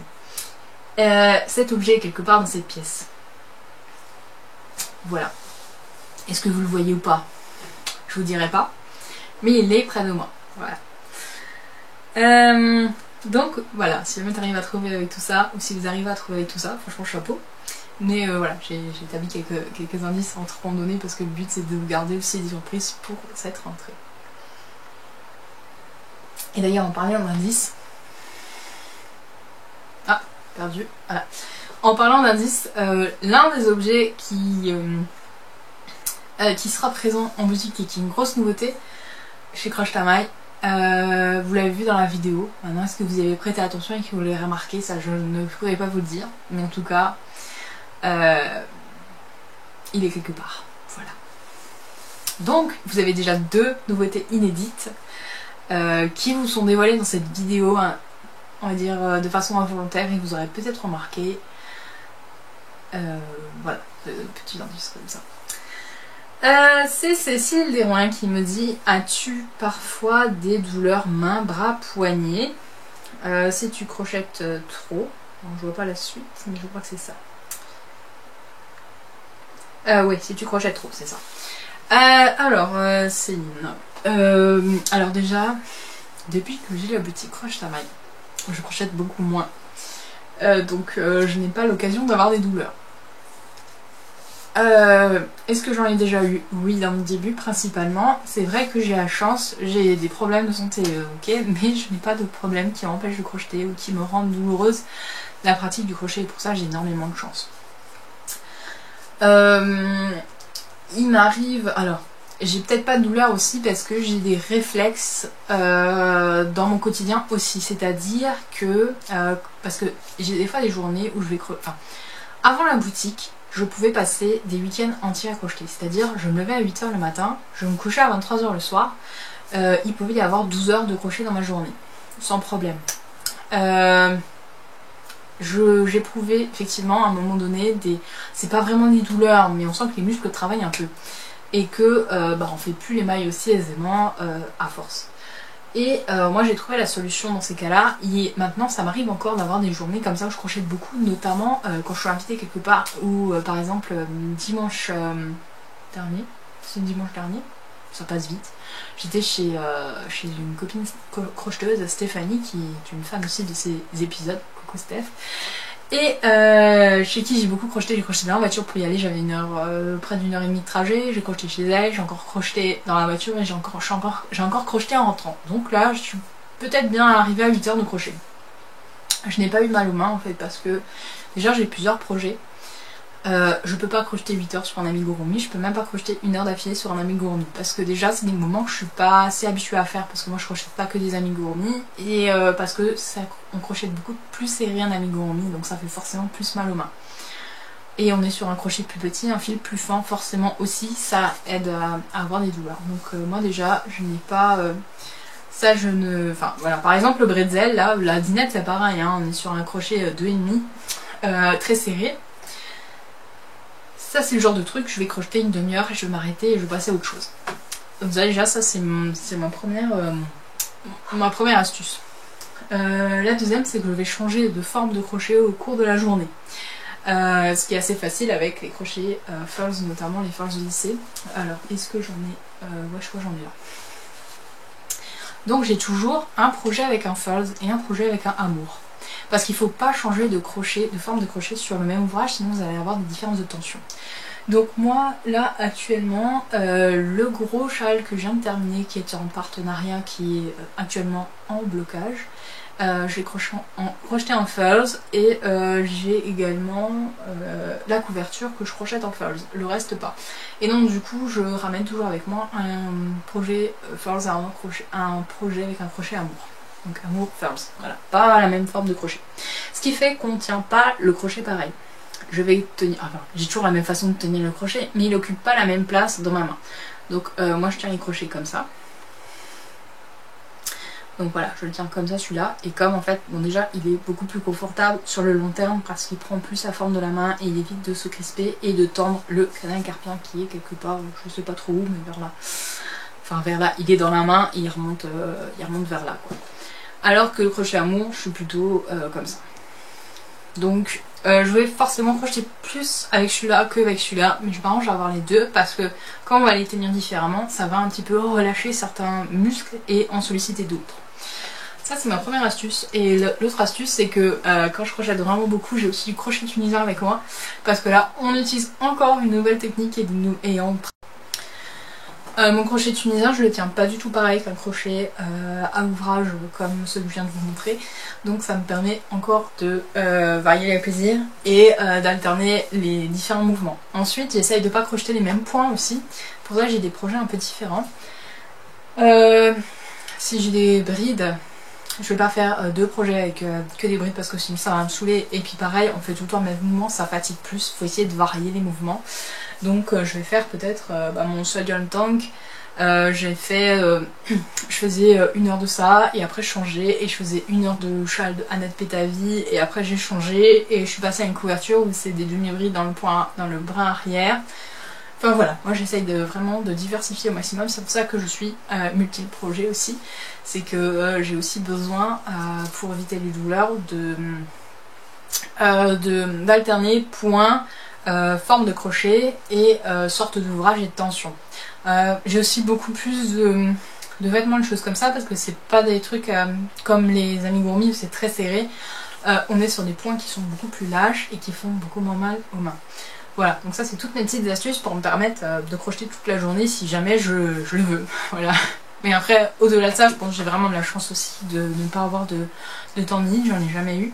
J'ai eu un début de tendinite une fois dans mes tout débuts, où j'avais un peu abusé, mais vraiment c'est parce que, surtout au début, les tendinites sont plus fréquentes parce que le temps que les muscles travaillent et arrivent à trouver la bonne position aussi de la main pour nous permettre d'éviter des douleurs, enfin tout ça c'est pas tout à fait naturel dès le départ. Et donc c'est à force de faire, et puis des fois on fait un peu trop.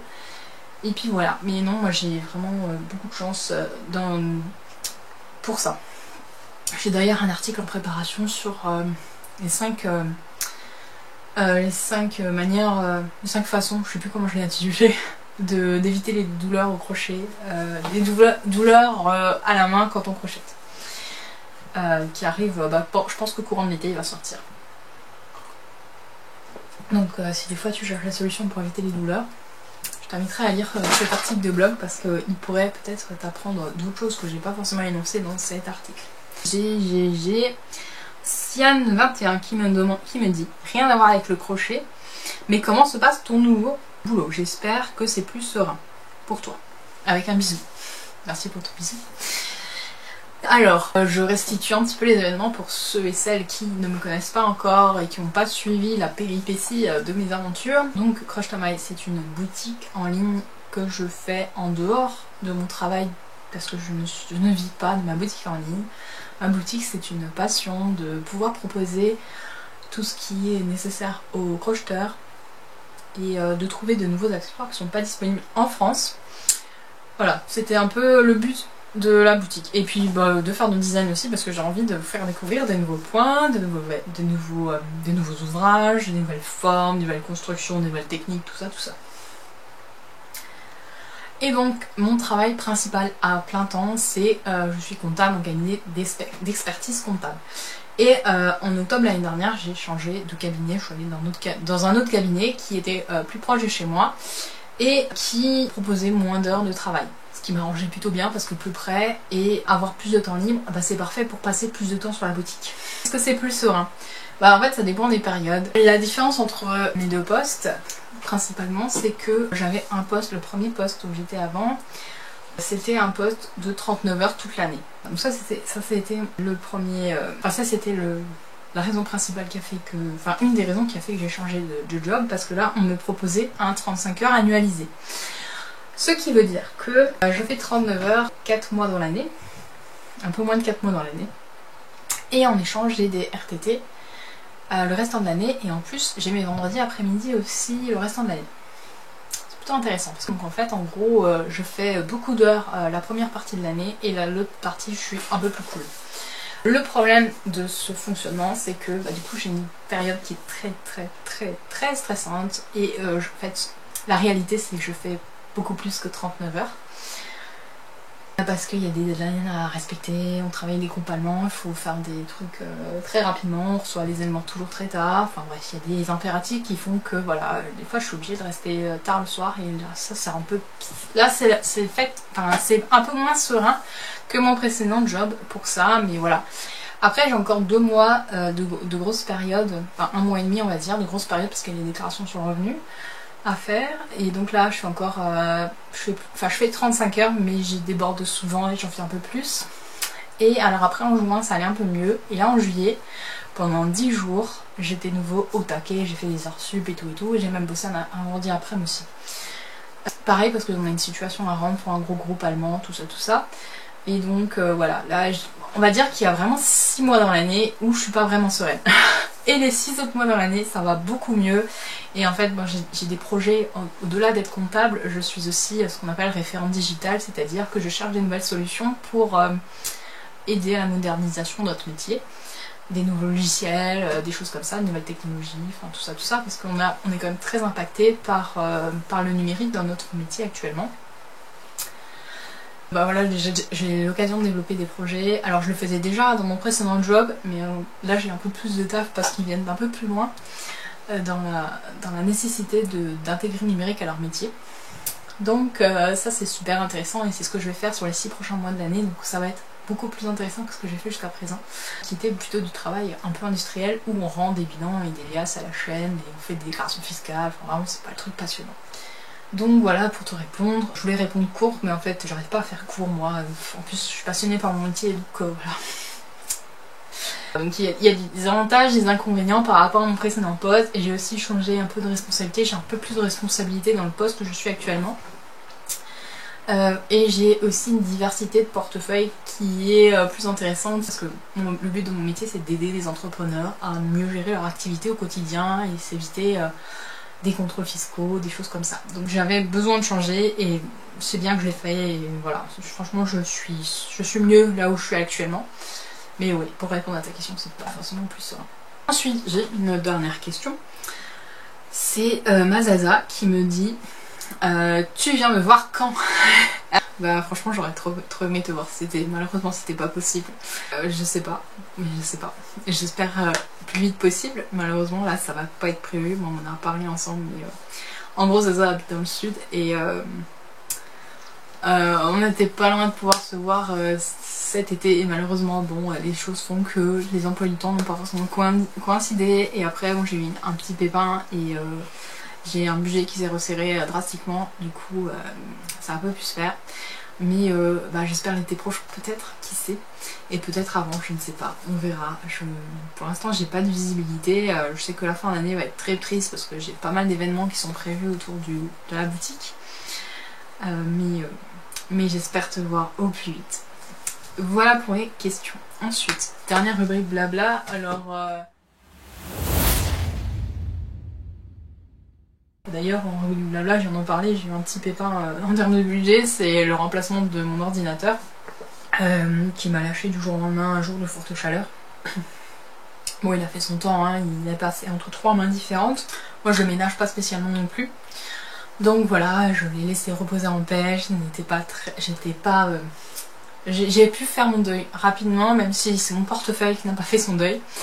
Parce que effectivement j'ai dû racheter un PC, mais voilà, je suis très contente, là ça y est j'ai pu en trouver, ça fait 2 semaines que je vis sans PC, enfin vis sans PC, c'est pas vrai, je vis pas sans PC, mais j'ai vécu sans mon PC, et pour moi le PC c'est quelque chose de indispensable, je fais tout sur ordinateur, je suis sur Instagram, sur l'ordinateur, je prépare mes stories, enfin les stories non, c'est plutôt le téléphone, mais enfin ça dépend, les stories. Je prépare les visuels de publications, blog, je l'écris sur ordi, la boutique je gère tout sur ordinateur parce que c'est vraiment pas pratique sur tablette. Voilà, moi je suis pas très... J'aime pas faire les choses sur smartphone parce que ça prend beaucoup plus de temps de les faire sur smartphone que sur un ordinateur et comme mon timing est toujours très serré, j'essaie de gagner du temps au quotidien et donc du coup faire tout sur un téléphone c'était pas du tout prévu, enfin c'est pas du tout une option pour moi. Donc j'ai pu emprunter ponctuellement le PC de mon mari quand j'avais des impératifs. J'ai géré les plus urgents et j'ai laissé de côté le reste. J'ai fait sur mon téléphone les choses qui devaient l'être aussi. Mais ouais, du coup j'étais un peu bousculée là ces 2 dernières semaines et ça y est, j'ai récupéré un nouveau PC. Elle s'appelle Violette, je l'ai nommée parce que la tour elle a un néon violet dessus.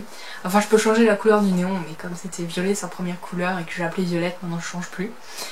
Et j'ai pu passer à une version plus évoluée d'ordinateur avec une configuration qui me plaît aussi davantage et qui va me permettre de faire du montage vidéo aussi comme avant quoi. Hein. J'avais déjà un bon PC avant, donc du coup j'ai dû investir. Le prix des composants énormément augmenté, donc voilà, j'ai douillé. Donc voilà pourquoi mon budget est un peu parti à l'eau. Et donc là maintenant je vais reprendre un peu tout ça. Et surtout je vais pouvoir travailler sur la boutique en ligne.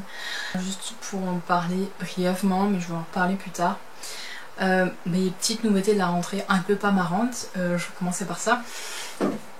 C'est que j'ai une hausse drastique des frais de transport, notamment la poste. Ce qui fait que en fait depuis le début de la création de Crush Thermail en avril 2021, les frais de transport pour moi ont augmenté de 15% auprès de la poste. C'est énorme. Je n'ai pas répercuté ce prix pour l'instant. Parce que je voulais l'absorber. Je trouve que bon, déjà d'avoir les frais de transport sur un site, je sais que ça freine les achats, donc j'ai pas voulu les répercuter.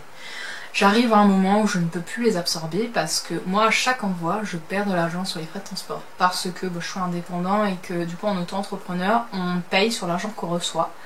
Donc comme je reçois de l'argent quand vous me payez les frais de port, je paye des impôts dessus. Donc c'est pour de l'argent que je n'ai pas parce qu'après moi l'argent là je le réinvestis pour vous payer les transports. Moi je répercute juste le coût du transport. Mais comme je paye, on va dire que je vais vous envoyer un truc à 5 €. Moi sur ces 5 €, il y a 85 centimes que je perds au passage parce que le site me prend, le mode de paiement par carte bancaire par exemple me prend des frais et que je dois reverser une partie aux impôts. Ensuite, donc du coup, il n'y a plus que ces 4,15 € qui me restent pour payer le transporteur qui est déjà plus cher que 4,15 €. Souvent, je paye beaucoup plus cher. Sachant qu'avec ça, dans les frais d'expédition, et il y a un carton quand même. Le carton, il faut bien le compter quelque part. Il y a du temps passé à l'emballage. Il y a le papier d'étiquette pour imprimer les bordereaux, il y a le scotch pour coller le carton, tout ce qu'il faut pour caler à l'intérieur. Alors oui, j'essaie de prendre de la récup quand j'ai des cartons qui arrivent d'un fournisseur, j'essaie de les renvoyer pour déjà limiter mon impact écologique et leur donner une seconde vie. Mais ça prend quand même du temps à descotcher ce qu'il y a dessus, à enlever le bordereau, machin, truc et tout, qui est aussi à prendre en compte. Donc moi, à chaque fois que vous payez les frais de transport, je perds déjà de l'argent dessus.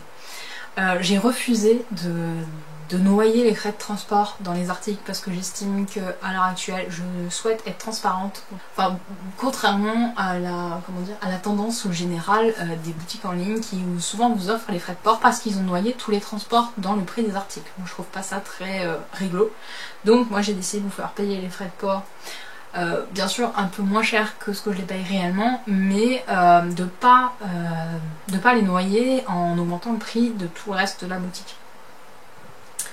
Et donc aussi pour compenser le fait que je mettais des frais de port sur tous les articles, j'ai aussi la livraison qui est gratuite une fois un certain montant de commande. D'ici la rentrée, je vais réévaluer le montant des frais de transport parce que je ne suis plus en capacité, compte tenu de tous ces éléments, de les absorber plus longtemps. Donc les frais de port vers la poste vont drastiquement augmenter. Alors mon dialogue relais, je crois que ça a aussi un peu augmenté, donc pareil je vais réévaluer aussi. Si jamais vous voulez commander des choses sur la boutique, faites-le maintenant avant que les frais de port augmentent, c'est plutôt dans votre avantage. Et je propose en précommande certaines choses, donc il y a Mourit, donc le magazine dont je vous ai parlé, dont j'ai crocheté ce top. Ils sortent un nouveau numéro en fin septembre et il est disponible en précommande sur ma boutique. Du coup, si vous le précommandez maintenant, vous bénéficiez encore des frais de port à taux réduit puisque je réévalue les frais de port au 1er septembre. Donc je ne peux que vous conseiller de le précommander dès maintenant parce que si vous attendez septembre, et vous allez douiller en frais de port quoi. Enfin douiller, non, je ne veux pas non plus les doubler quoi, hein, mais vous allez payer plus cher. Et donc du coup j'ai réussi à avoir j'ai réussi à commander des furls, notamment Odyssey et notamment des petits numéros qui m'étaient très demandés. Furls est une entreprise donc aux États-Unis qui fabrique ces crochets là que vous avez vu tout à l'heure. Donc ceux-là et ceux-là, c'est des furls. Donc c'est les formes de crochet un peu atypiques qui permettent de soulager les douleurs articulaires déjà. Parce que, comme je vous expliqué tout à l'heure, il prend plus de place dans la main et c'est beaucoup plus confortable pour crocheter des longues heures durant. J'ai enfin réussi donc du coup à passer une commande chez eux. Elle aura du retard parce qu'ils ont des problèmes de personnel. Donc j'ai fait un sondage sur Instagram. La majorité d'entre vous m'ont répondu que vous aimeriez les avoir en précommande pour déjà réserver votre crochet, même si vous ne savez pas à quelle date il va arriver. Normalement, je devrais être livrée d'ici septembre. Ça peut peut-être... Ils m'ont annoncé 6 semaines de délai. Donc ça veut dire que normalement, mi-septembre, je devrais avoir mes crochets. Mais ça peut, comment dire, ça peut glisser sur octobre parce que bon, comme c'est les États-Unis, il y a tant de transport qui est pas toujours comment dire, en termes de délai, ils respectent pas toujours les délais qui sont établis parce que bon, forcément ils font des kilomètres, hein, c'est plus compliqué, il faut que ça passe à la douane, tout ça, il manque encore qu'ils font des contrôles en douane supplémentaires, des fois ça va prendre un peu plus de temps. Donc il y a aussi sur les crochets falls où je vais les rentrer en stock pour que vous puissiez les précommander, pareil, donc vous allez aussi pouvoir bénéficier encore des anciens tarifs de frais de port si vous précommandez votre crochet. Donc le principe de la précommande, vous payez maintenant et vous recevrez la commande plus tard. Moi ça a l'avantage de me permettre de réserver les bonnes quantités, c'est le cas de Moritz. Le cas de Furl c'est un peu différent, c'est que je ne peux pas faire des précommandes tout le temps parce que je ne sais pas qu'est-ce qu'ils vont avoir comme crochet. Donc si vous me demandez un bleu marine de 2,5, non 2,5 ça n'existe pas chez eux, donc 2,75, bah, il se peut que moi j'ai un vert menthe de 3 par exemple, donc je peux pas vous promettre les crochets, donc c'est pour ça que la précommande n'est pas... La précommande n'est possible que quand j'ai déjà commandé, que je sais quelle quantité je vais recevoir, parce que je sais ce que je vais recevoir et que comme ça vous pouvez réserver votre crochet avant tout le monde. Donc ça je vais ouvrir les commandes d'ici, je pense la semaine prochaine.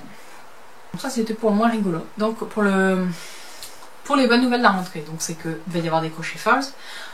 Du coup, si vous voulez votre crochet, il va falloir vous dépêcher parce que ils vont partir très vite, surtout les petits numéros, parce que vu tous les mails que j'ai reçus avec des demandes de ces crochets là, aussi les tarifs de furls ont augmenté parce que je suis impactée par le cours de l'euro du dollar et par les cours aussi des matières premières qui ont aussi énormément augmenté. Donc le crochet est un peu plus cher maintenant. Moi j'ai pris 3 € d'augmentation et par contre je vous ai...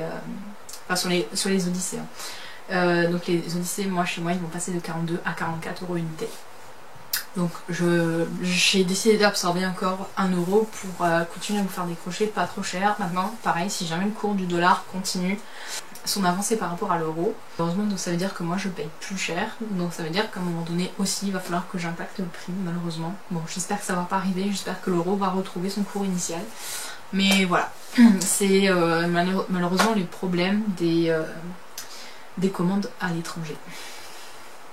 Et surtout en devise. En nouveauté à la rentrée, sinon, il va y avoir pas mal de marqueurs de mailles sur le thème de l'automne. Je prévois une collection Harry Potter en octobre. Et il y a des marqueurs un peu plus tournés geek qui sont prévus pour novembre ou décembre. Je n'ai pas encore décidé. Qu'est-ce qu'il y a encore que je peux vous dire ?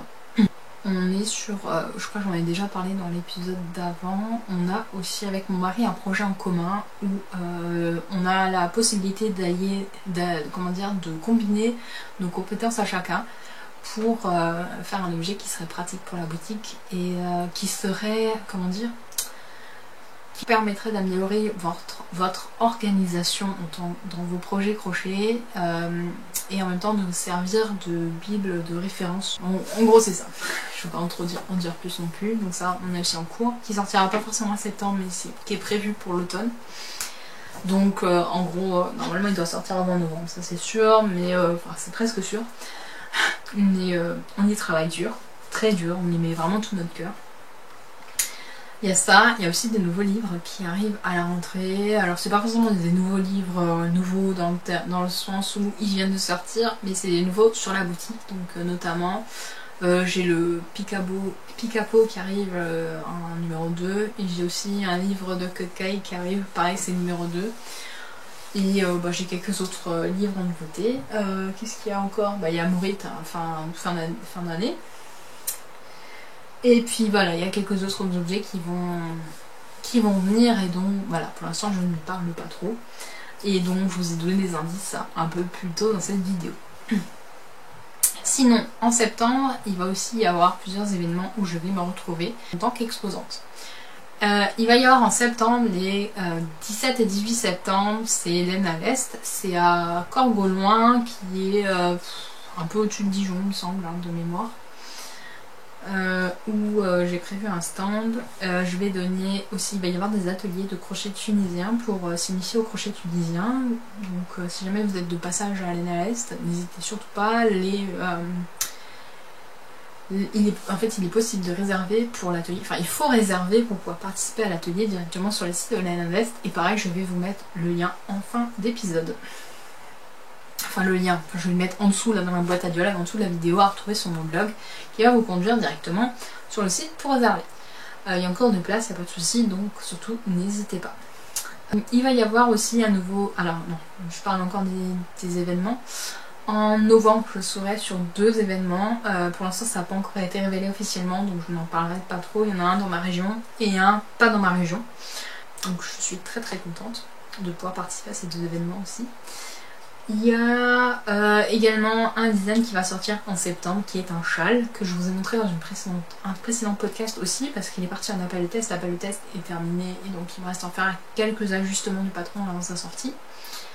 Il y a en novembre un col que je vous ai aussi montré précédemment, qui va sortir aussi avec 5 mini et un échou contrastant.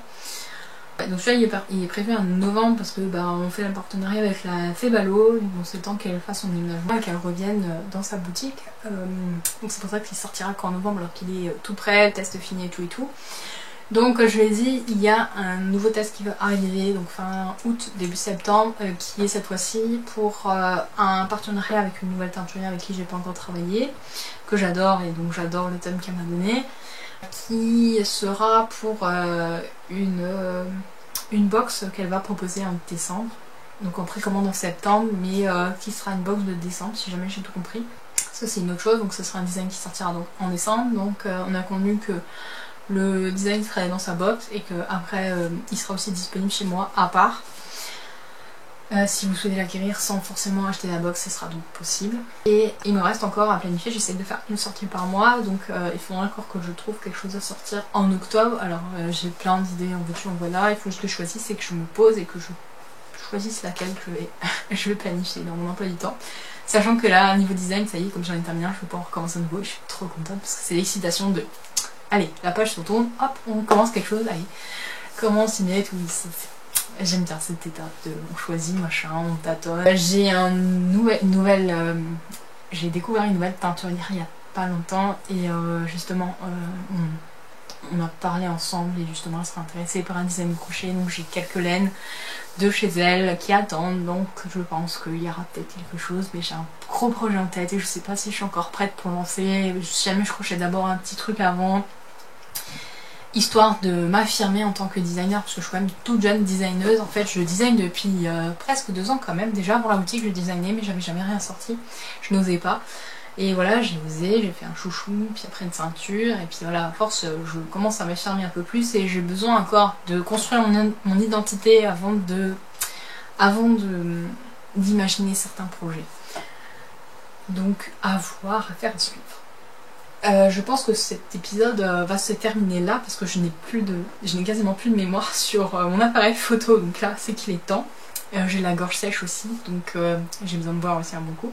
Je suis heureuse d'avoir pu tourner cet épisode, je suis tellement contente de vous retrouver parce qu'à chaque fois vous me manquez en fait. J'aime bien, enfin c'est bizarre dit comme ça parce que je tourne devant ma caméra, hein, je suis toute seule et mon chat est en train de me regarder en me disant mais pourquoi elle parle toute seule celle-là? Mais en fait moi ça me fait vraiment du bien, j'ai l'impression d'être avec vous. Et c'est pour ça que je dis toujours vous, parce que j'imagine toujours que vous êtes genre un grand amphithéâtre en train de me regarder, alors que non, vous êtes sans doute tous à des moments différents. Mais bon, voilà, ça c'est dans ma tête.